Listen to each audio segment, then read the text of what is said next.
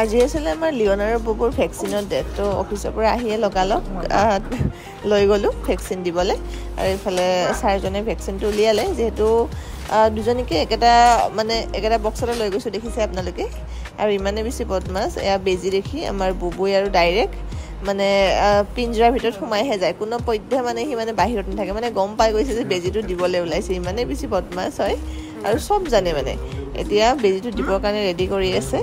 যেহেতু সময়ো হৈছিল ভেকচিন দিয়া তো এইটো তেহেঁতৰ ছেকেণ্ড ড'জ হয় মানে 1.5 বছৰ হ'ল মোৰ মেকুৰী দুয়োটাৰে তো এতিয়া ভেকচিনটো দিয়া টাইমত ধুনীয়াকৈ আৰু ডক্টৰজনে মানে ইমান ধুনীয়াকৈ চাই মানে বেজিটো দিলেও আৰু বা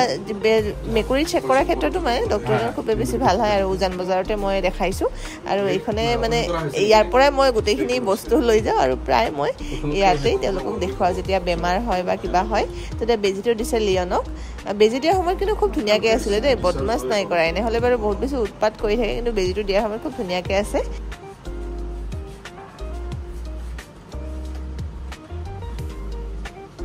ভালকৈ আছে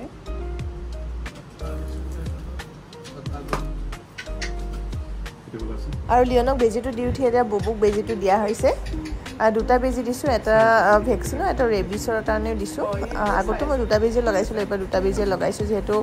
তেখেতে ক'লে দুটা বেজি লগাই থোৱাটো ভাল হয় আৰু প্ৰায় বাৰু মোৰ মেকুৰীকেইটা বাহিৰত নাযায় ঘৰৰ ভিতৰতে মই ৰাখোঁ বেজিটো দিয়াৰ পিছত খানা ল'লোঁ সিহঁতৰ কাৰণে তো আজিলৈ ইমানেই আছিলে ভিডিঅ'টো যদি চাই ভাল পাইছে কমেণ্ট কৰিব লাইক কৰিব তো এতিয়ালৈ আকৌ লগ পাম নেক্সট ভিডিঅ'ত দেই